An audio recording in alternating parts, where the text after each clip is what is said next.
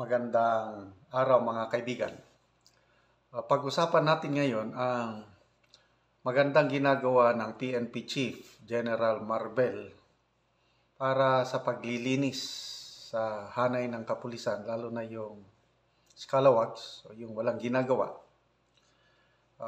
Dito sa headlines ng Philippine Star,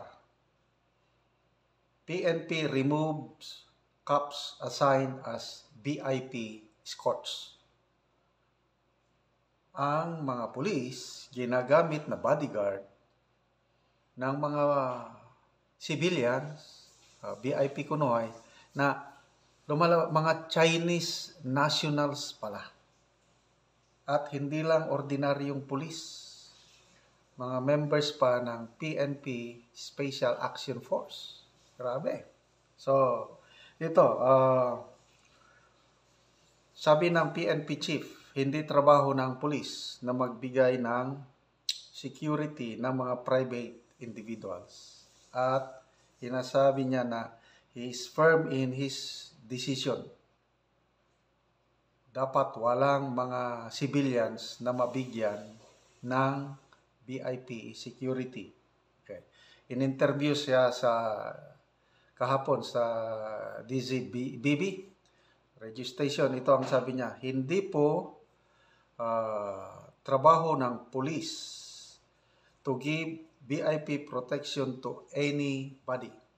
Our job is to give security to people whose lives are under threat. Okay?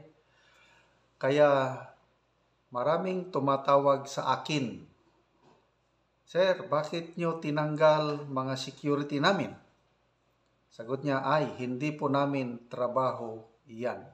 Okay, so ito na natutuwa ko, itong ganitong aksyon ng bagong PNP chief. Talagang may leadership sa aking pananaw. May astig. Okay, so anong instances ng isang civilian mabigyan ng security detail? Example, si Agent Morales. Yun. Klaro na may threat sa buhay niya. Kaya lang ang proseso, dapat susulat ka sa PNP.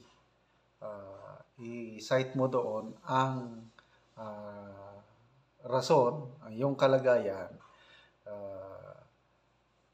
Ipakita mo na dapat totoo na may threat sa buhay mo. So, ang PNP, i-validate yung sitwasyon mo kung talagang tunay na may threat ka, yun. That's the only time na mabigyan ka ng security. Okay? So, ito, nakakatuwa. Sabi ni General Marbel, I went to a hotel and this Chinese guy had security who's even wearing a shirt with PSPG print. PSPG yung PNP Protection Group, Special Protection Group. Yun yung unit na nagbibigay ng security. So, mismo ang PNP chief ang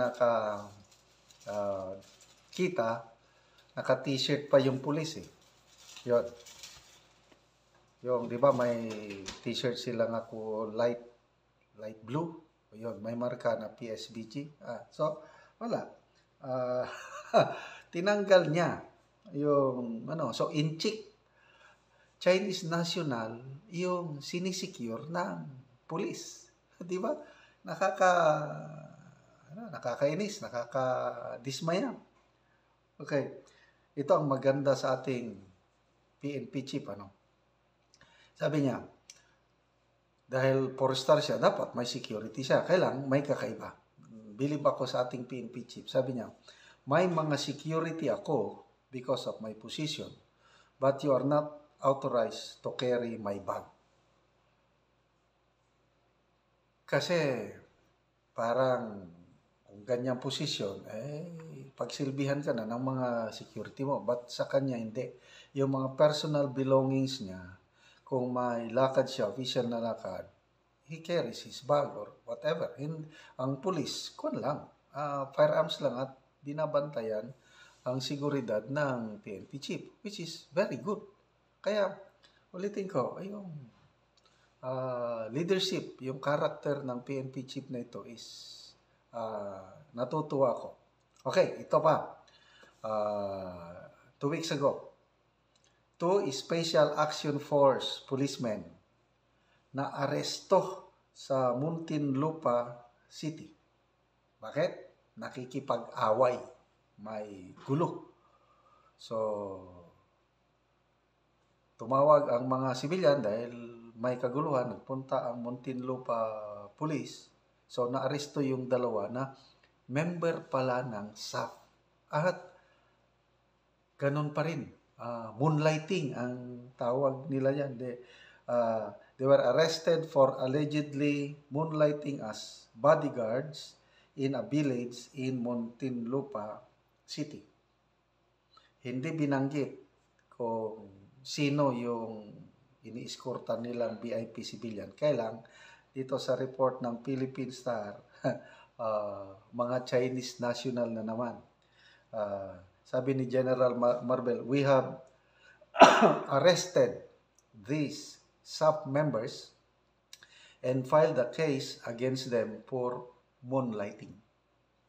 Okay? So, yun po. Hindi niya binanggit yung pangalan ng Chinese national. Kailan, reports, they were, sources ng Philippine Star. This incident, sabi ni General Marbel, has tarnished the reputation of the PNP. So, itong dalawang SAF personnel na ito, na destino sila sa Mindanao. Yun ang unit assignment nila. Bakit? Nasa Muntinlupa City sila at nag-i-escort ng VIP, Chinese national. Anong ginagawa doon? Di ba? So, ano ba? Ito naman, itong mga pulis na ito, hindi naman sila ma-assign dyan kung walang pagtugot ng kanilang officers.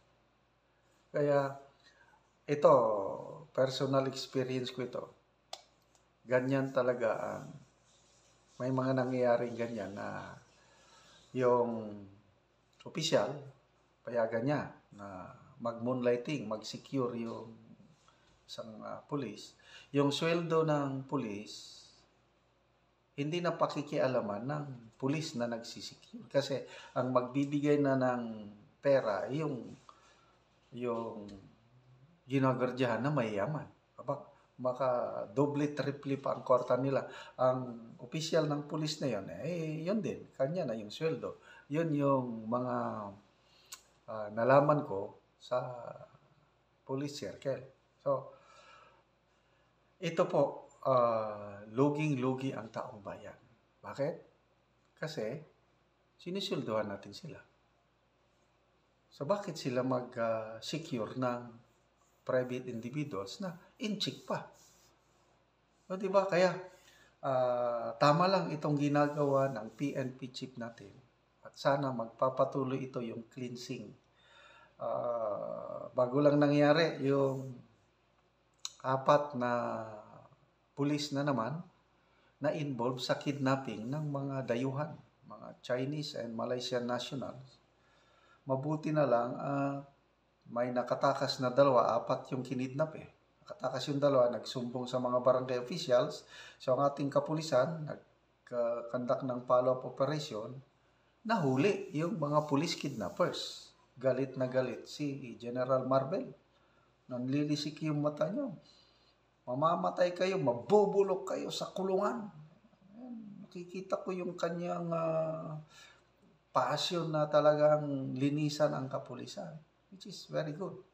So, isang police major at 3 police sergeant ang na-involve sa kidnapping. Anyway, wala namang perfect na organization. May mga scalawags, kahit nga sa armed forces noon. Naabutan ko nung pumasok ako sa serbisyo, marami ring mga scalawags. May mga ganyan din na army personnel na nandun sa mga logging companies, nagginagawang bodyguard ng mga loggers. Naabutan ko rin yan.